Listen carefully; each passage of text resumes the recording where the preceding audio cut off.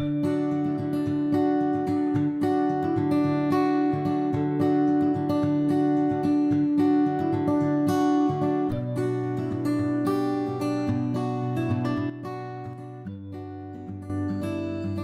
pagi dan salam sejahtera untuk kita semua.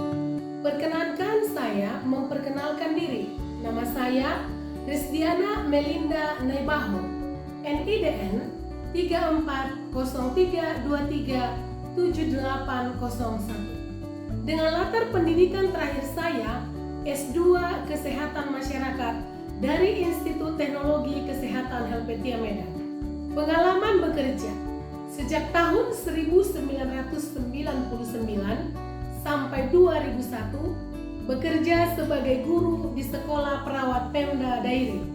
Tahun 2001 sampai 2021 mengajar di Akper Pemkab Dairi. Selanjutnya sejak tahun 2021 sampai dengan sekarang saya bekerja sebagai dosen tetap di Poltekkes Kemenkes Medan Prodi D3 Keperawatan Dairi. Sebagai dosen, saya menjalankan tugas Tridharma Perguruan Tinggi di bidang pengajaran. Setiap tahun, saya mengampu 12 SKS mata kuliah, antara lain mata kuliah keperawatan gerontik. Mata kuliah keperawatan gerontik merupakan mata kuliah inti pada Prodi D3 Keperawatan Dairi Poltekkes Kemenkes Medan pada semester 5. Mata kuliah ini diampu oleh tim pengajar atau tim teaching yang terdiri dari 3 orang dosen, yaitu saya sendiri sebagai koordinator dan Bapak Robert Silalahi dan Ibu Herlina Mani. Mata kuliah ini terdiri dari 3 SKS yang terdiri dari 1 SKS teori, 1 SKS praktikum, dan 1 SKS praktek belajar lapangan. Mata kuliah ini membahas konsep lansia dengan segala kompleksitas permasalahannya dan asuhan keperawatan kesehatan lansia dalam rentang sehat sampai sakit. Lingkup asuhan keperawatan meliputi peningkatan kesehatan, pencegahan penyakit, pemeliharaan kesehatan, dan pemulihan kesehatan gerontik. Proses pembelajaran diarahkan untuk mencapai pemahaman dan keterampilan dalam asuhan keperawatan pada lansia. Yang pertama, mahasiswa mampu menguasai konsep asuhan keperawatan pada lansia. Capaian pembelajaran mata kuliah ini adalah sebagai berikut. Mahasiswa mampu melakukan tindakan prosedur pada asuhan keperawatan dalam konteks individu lansia, baik sehat maupun sakit. Mahasiswa mampu melaksanakan asuhan keperawatan pada lansia individu maupun kelompok. Sebelum memulai pembelajaran, saya telah memberikan rancangan pembelajaran semester, kontrak pembelajaran, dan modul pembelajaran. Proses pembelajaran disampaikan dengan metode Student Learning Approach, yaitu dengan teknik DIA atau Delivery Interactive and Action. Yang pertama, delivery adalah materi disampaikan secara hibrid melalui tatap muka dan secara online melalui platform Edlink Poltekkes Kemenkes Medan. Yang kedua, interaktif dengan mahasiswa dilakukan melalui ceramah, diskusi, tanya jawab, simulasi, demonstrasi, dan interaksi via WhatsApp grup kelas. Selama perkuliahan berlangsung, saya juga memberikan motivasi kepada mahasiswa untuk berperan aktif dan bersemangat untuk belajar. Yang ketiga adalah action, di mana action dilakukan dengan cara praktik langsung di laboratorium dan praktik kerja lapangan. Di akhir pembelajaran, saya melakukan evaluasi pembelajaran dengan assessment. Apakah tujuan pembelajaran sudah dicapai oleh mahasiswa? Sebelum mengakhiri pembelajaran, mahasiswa diberikan penugasan berupa case study untuk dikerjakan secara individu maupun kelompok.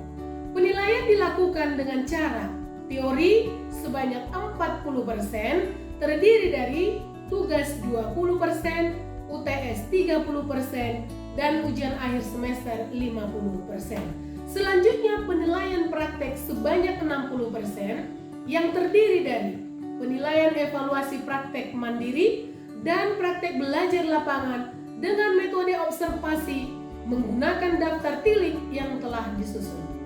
Untuk mendukung pembelajaran mata kuliah keperawatan gerontik ini, saya membuat modul pembelajaran dan teori maupun praktik, menulis buku, melakukan penelitian dan pengabdian kepada masyarakat. Salah satu hasil penelitian yang telah saya publish di jurnal terakreditasi nasional dengan judul Autogenic Relaxation is Effective in Reducing Blood Pressure in Elderly People who Experience Hypertension dan melakukan pengabdian kepada masyarakat serta telah dipublish pada jurnal pengabdian kepada masyarakat terakreditasi nasional dengan judul Implementasi Latihan Relaksasi Autogenik pada lansia dengan hipertensi untuk menurunkan tekanan darah, dan telah menghakikan beberapa buku dan hasil penelitian dan pengabdian kepada masyarakat. Selanjutnya, saya akan menyampaikan video pembelajaran saya dengan topik implementasi asuhan keperawatan pada individu lansia maupun kelompok dengan subtopik tindakan mempertahankan tingkat kemandirian lansia dengan prosedur latihan ROM atau Range of Motion. Selamat menyaksikan video pembelajaran dalam PDD UKT PT. Guten Morgen alle zusammen. Guten Morgen, Frau. Wie geht's Ihnen? Mir geht's gut, danke und Ihnen. Danke, prima. Hari ini kita akan belajar dengan topik implementasi keperawatan untuk mempertahankan kemandirian lansia dengan melakukan latihan range of motion. Namun sebelumnya Frau mau tahu dulu tentang kehadiran kelas ini. Boleh disampaikan oleh Kombing? Izin Frau, semuanya sudah hadir Frau. Oke, baik, untuk mengeceknya saya mau panggilkan dulu salah satu dari antara saudara. Ninda Ritona? Hadir, Frau. Oke, dan baiklah, jangan lupa juga untuk melakukan presensi melalui platform pembelajaran @link Poltekkes Kemenkes Medan. Selanjutnya, sebelum kita memulai pembelajaran, ada baiknya kita juga mengambil energi yang positif. Saya hitung, 1, 2, 3. Iman, dukan, wirbudan, toilet. Oke, semangat ya. Pada topik pembelajaran hari ini, diharapkan saudara nantinya mampu memahami implementasi untuk meningkatkan aktivitas kemandirian pada lansia dengan latihan range of motion dan mampu melakukan prosedur latihan range of motion pada lansia. Tujuan pembelajaran ini adalah di mana di akhir pembelajaran diharapkan mahasiswa mampu melakukan asuhan keperawatan pada lansia dan mahasiswa mampu melakukan salah satu prosedur untuk meningkatkan kemandirian aktivitas pada lansia dengan latihan range of motion. Saya telah membuat case study. Nah, untuk ini mari sama-sama kita baca dan nanti kita akan berdiskusi secara bersama-sama untuk memecahkan masalah tersebut. Seorang perawat komunitas melakukan kunjungan rumah ke keluarga Tuan Y. Di rumah tersebut terdapat seorang lansia laki-laki usia 68 tahun dan baru saja kembali ke rumah setelah 10 hari dirawat karena stroke ringan. Meskipun sudah dapat berjalan dengan bantuan, ia masih mengeluhkan kekakuan pada lengan kanan dan jari-jari tangan sehingga ia tidak mampu melakukan aktivitas secara mandiri. Nah, Frau mau bertanya dulu, kira-kira berdasarkan kasus tersebut, apa tanda dan gejala pada kasus tersebut? Atau data fokusnya? Saya Frau. Oke, Yulia. Jadi tanda dan gejalanya itu Frau yaitu kelemahan pada otot, kekakuan pada sendi, mudah lelah saat melakukan aktivitas ringan, lalu pasien tidak bisa melakukan aktivitas mandiri seperti makan, mandi, dan berpindah ke tempat. Oke, bagus ya. Nah, artinya Yulia sudah bisa menetapkan mana yang menjadi data fokus dari kasus tersebut. Selanjutnya, Frau mau bertanya, kira-kira apa masalah utama pada klien lansia tersebut? Ada yang bisa? Saya Prof. Iya, Alvito. Diagnosa keperawatannya itu gangguan mobilitas fisik berhubungan dengan kelemahan otot atau gangguan neuromuskular, Prof. Oke, bagus. Jadi masalah utamanya adalah gangguan mobilitas fisik. Oke, baik. Nah, kita telah menetapkan apa masalahnya. Sekarang kita mau menetapkan kira-kira apa saja intervensi yang bisa kita lakukan pada kasus tersebut. Ada yang bisa? Ya, Prof. Ya, Henry. Tindakan keperawatan yang bisa kita lakukan dari kasus tersebut, Prof, yaitu promosi kesehatan. Bisa juga kita melakukan promosi tentang masalah-masalah yang timbul akibat imunitas atau gangguan fungsional tubuh, Prof. Dan kita bisa melakukan latihan range of motion atau ROM pasif atau aktif secara teratur, Prof. Oke, bagus. Ya, terima kasih ya Henry. Anda sudah membaca materi yang saya berikan sebelumnya dan sudah memahami. Nah, salah satu intervensi yang dapat kita lakukan pada kasus tersebut adalah latihan range of motion. Apa itu latihan range of motion? Latihan range of motion adalah latihan yang dilakukan untuk mempertahankan atau memperbaiki tingkat kesempurnaan menggerakkan persendian secara normal dan juga dapat untuk mempertahankan atau memperkuat tonus otot. Baik, kita sekarang akan melakukan prosedur latihan range of motion, di mana untuk melakukan latihan ini tentunya ada beberapa persiapan yang harus kita lakukan. Yang pertama adalah persiapan alat. Apa saja alat yang kita perlukan untuk melakukan latihan range of motion?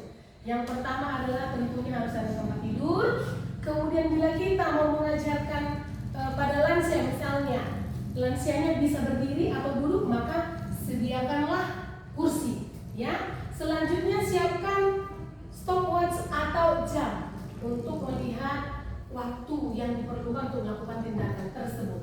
Ya, selanjutnya adalah siapkan tensimeter.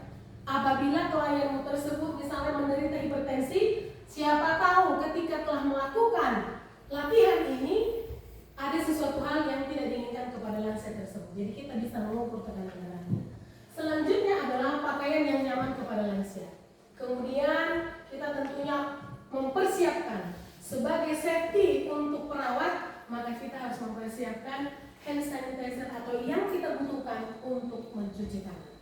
Selanjutnya persiapan yang kedua adalah lingkungan. Nah, kalau misalnya ini kita lakukan tindakan di ruangan yang ada beberapa pasien, maka diperlukanlah sampiran. Atau misalnya sesuai dengan kasus tadi, dia tinggal di rumah bersama dengan keluarga, tapi misalnya nggak mau dilihat oleh orang yang lain, maka perlu dipasang sesuatu sampiran untuk dapat menjaga privasi klien lansia tersebut. Ya, nah jadi alatnya disesuaikan dengan kemampuan lansia tersebut. Contoh tadi kalau bisa berdiri, ya dibutuhkan kursi, bisa duduk ya. Oke, baik. Nah berikutnya adalah prosedurnya, tahap-tahapnya. Ya, nah bagaimana kalau kita atau praktekkan langsung kepada kliennya? Jadi ya. Selamat pagi Pak. Bagaimana keadaannya hari ini? Ini Bapak Spesialis? Ya, saya dengan Kristiana hari ini akan melatih Bapak untuk melakukan rentang gerak oleh karena keluhan yang Bapak sampaikan. Jadi tujuannya adalah supaya rentang gerak Bapak ini semakin bisa lebih baik lagi dan kemudian bisa bisa meningkatkan kekuatan otot Bapak. Bagaimana Pak? Boleh kita mulai? Selanjutnya kita juga tadi harus melindungi diri ya. Nah, tentunya dengan melakukan cuci tangan. Cuci tangan yang benar masih ingat ya? Masih. Nah setelah itu baru kita lakukan tindakan latihan range of motion. Namun saya tanyakan dulu Bapak ini, Bapak apakah bisa turun dari tempat tidur atau tidak? Sini saja. Oke baik. Nah di sini saja dulu Pak. Nanti kalau bisa turun silakan kita boleh lakukan terus. Nah yang pertama adalah dilakukan mulai dari sendi bagian leher. Sendi leher ini bisa dilakukan apa saja ya? Fleksi, ekstensi, ekstensi. Bagus, saya pikir sudah lupa. Ya, dari kepala bisa dilakukan fleksi, kemudian ekstensi dan hiperekstensi atau mendoakan ya. Selanjutnya dapat dilakukan fleksi lateral kiri, kemudian ekstensi normal, kemudian fleksi lateral kanan. Kemudian ini juga bisa dilakukan apa di sini? Oke, good. Ya. Selanjutnya bagian bahu atau sendi bagian bahu ini. Nah, di bagian bahu ini bisa dilakukan diantaranya adalah ada abduksi. Abduksi itu adalah Menjauh. Jadi kalau misalnya secara pasif, kalau Frau suruh, coba Pak diangkat tangannya, bisa sendiri angkat. Nah, ini adalah abduksi. Lalu dikembalikan namanya Aduksi. Nah, jadi kalau pasiennya tidak mampu atau kliennya tidak mampu, maka kita harus membantu. Contoh, ya. Nah, melakukan Abduksi. Lalu Aduksi. Kemudian ini sama, ya kan? Abduksi. Nah, kemudian ini bisa dilakukan Fleksi, ekstensi, fleksi, ekstensi. Nah, pada pasien bisa dilakukan misalnya masing-masing gerakan tersebut sebanyak 4 kali. Selanjutnya pergelangan tangan. Pergelangan tangan apa yang bisa dilakukan? Ada Fleksi, ekstensi, hiperekstensi. Ya, nah, jadi juga tadi dapat dilakukan sebanyak masing-masing 4 kali. Selanjutnya, ini juga bisa dilakukan secara aktif untuk abduksi, ya abduksi. Coba Pak diregangkan bisa, regangkan. Nah, kalau dia bisa sendiri berarti latihan range of motion aktif. Tapi kalau tidak bisa, maka kita akan bantu kliennya. Contoh seperti ini, ya. Nah, supaya dia bisa melakukan abduksi, kita buat seperti ini, kemudian dekatkan lagi. Ini namanya abduksi. Selanjutnya, untuk jari-jari ini bisa juga dilakukan dengan oposisi untuk melihat apakah bisa otot-otot pada jari-jari ini mempertemukan antara jempol dengan 4 jari ini. Coba Bapak bisa? Coba lagi. Nah, inilah latihan range of motion yang aktif. Tapi kalau pasif maka dia akan kita bantu. Selanjutnya pada jari ini juga dapat dilakukan. Kalau menggenggam itu disebut dengan fleksi. Kalau diluruskan ekstensi. Kalau diteguk hiperekstensi. Kemudian pada tangan ini juga dapat dilakukan pronasi dan supinasi. Ya, kalau supinasi posisinya telapak tangan ini menghadap ke atas. Ya. Nah, ini adalah supinasi, kemudian ini adalah pronasi. Oke. Terima kasih Pak. Selanjutnya pada daerah pinggul, ya. Daerah pinggul ini selimutnya bisa kita buka, jangan semuanya ya, nanti siapa tahu jadi malu kan? Ya. Nah, jadi pada kaki ini juga kita lakukan ada abduksi dan aduksi. Nah, kalau dia nih menjauhi sumbu tubuh klien, kemudian dekatkan lagi. Nah, mengangkatnya seperti ini ya nak, jangan diangkat seperti ini. Nah, kalau seperti ini ketika kamu ngaku ini bisa lepas, kliennya bisa merasakan nyeri atau sakit. Maka caranya adalah salah satu tanganmu ini di sini, tangan yang ini menyangga. Nah, seperti ini, ya. Lalu seperti ini. Nah, kemudian di sini juga dapat dilakukan ini apa? Fleksi, ekstensi, fleksi, ekstensi. Nah, selanjutnya klien ini juga bisa kita lakukan. Nah, kalau yang aktif kan kita fleksikan begini ya. Nah, bagaimana kalau posisi tidur untuk membuatnya? Kita buat seperti ini. Kalau tangannya di sini, kemudian bisa ditekuk ini. Nah, kemudian ada bantal di sini, kita letakkan di sini supaya kita nggak terlalu berat untuk membuat posisinya menjadi posisi lateral. Coba Pak. Iya, bisa ya? Nah, lalu kita lakukan latihan range of motion pada kaki ini. Ini namanya apa tadi? Fleksi, ekstensi, fleksi, ekstensi. Kita kembalikan. Kembali ya Pak. Baik. Selanjutnya pada pergelangan tangan, pergelangan kaki, sorry. Pergelangan kaki, ini kita dapat lakukan fleksi. Apa namanya? Fleksi dan plantar fleksi. Masih ingat kan? Oke. Nah, jadi fleksi apa ya? Dorsofleksi, ditekuk dong. Ini namanya dorsofleksi. Ini namanya plantar fleksi. Kalau seperti ini, kalau yang aktif, ini bisa dibuat seperti ini. Ini adalah plantar fleksi dan ini adalah dorsofleksi. Oke.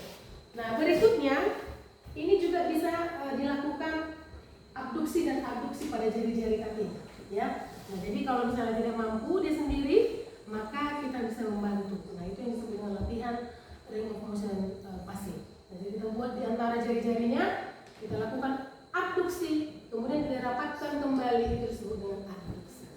Nah, kemudian pada jari-jari juga dapat dilakukan fleksi dan ekstensi. Atau kalau secara aktif tadi kita ajari kliennya untuk melakukan fleksi. Jadi ini seperti menggenggam jari-jarinya, kemudian diluruskan, kemudian ditekuk. Atau ini sebenarnya ekstensi. Ya. Nah, kemudian bisa dilakukan ini apa? Sisi. Ini apa? Sisi. Oke. Ini apa namanya? Inversi. Reversi. Bagus ya. Nah, jadi itulah langkah-langkah untuk melakukan range of motion. Saya rasa untuk tindakannya kita cukup sudah. Nah, saya mau mengajak dulu ini salah satu untuk mempraktekkan bagaimana cara melakukan range of motion pasif pada klien tersebut. Ada yang bisa? Oke, ini nak. Pada bagian leher ada gerakan fleksi, ekstensi, hiperekstensi, kemudian fleksi lateral dan rotasi. Kemudian pada bagian bahu ada abduksi, aduksi, kemudian ada fleksi, ekstensi. Kemudian pada bagian pergelangan tangan ada fleksi, ekstensi, dan hiperekstensi. Kemudian pada jari-jari tangan itu ada fleksi, ekstensi, kemudian abduksi, aduksi. Kemudian pada ibu jari ada oposisi. Kemudian yang terakhir pada telapak tangan ada namanya supinasi dan pronasi. Oke, bagus. Sudah bikin dulu. Kalau daerah pinggul, pasien daerah pinggul ini sampai ke bawah. Siapa yang bisa? Oke, ya Elisa. Ini yang pada pasif ya nak? Oke, silakan.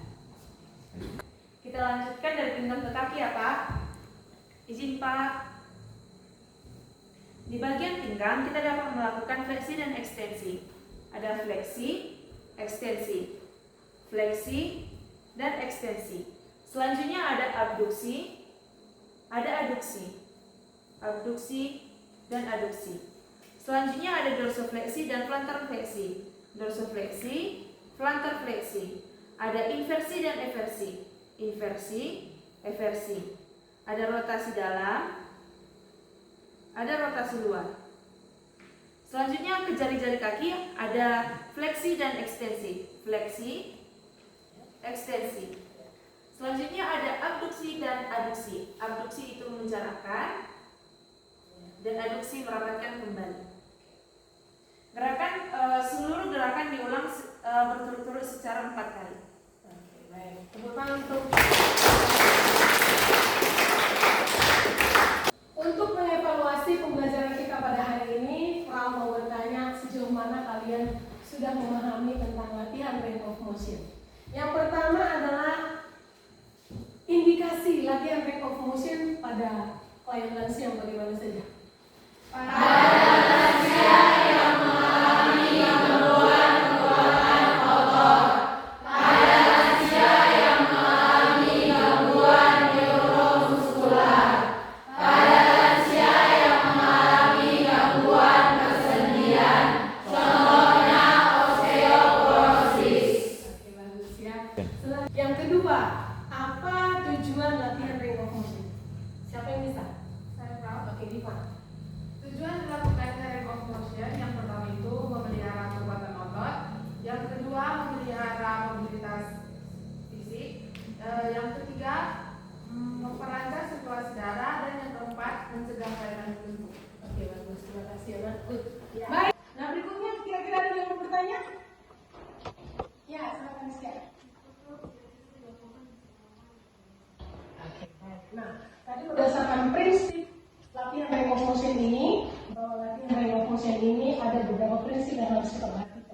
Yang pertama adalah latihan ini dapat dilakukan kepada klien yang pertama tadi yang aktif. Kalau yang aktif harus disesuaikan kemampuan klien tersebut, ya. Jangan kita paksakan, misalnya klien tersebut tidak mampu melakukan range of motion yang aktif, tapi terpaksakan.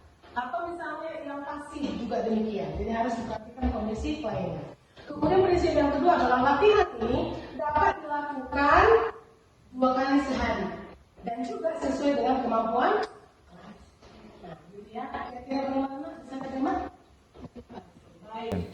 Untuk meningkatkan keterampilan Anda semua, kalian boleh berlatih di laboratorium kita yang akan dibimbing oleh tim pengajar keperawatan gerontik dan juga oleh Ibu Betty Pardosi sebagai PLP laboratorium kita, ya? Ya. Oke, baik. Selanjutnya saya juga telah membagikan tugas di Appling. Silakan dikerjakan dan nantinya tugas tersebut juga dapat kalian gunakan sebagai bahan nanti ketika kalian akan melakukan praktek kerja lapangan. Demikianlah pembelajaran kita pada hari ini. Tetap semangat. Enjoy life. Kita bukan wimpunan penerjun. Demikianlah salah satu video pengajaran PDDUK-TPT dengan salah satu pertemuan mata kuliah keperawatan gerontik. Mohon maaf apabila ada yang kurang berkenan. Semoga video tersebut dapat bermanfaat. Salam sehat dan tetap semangat.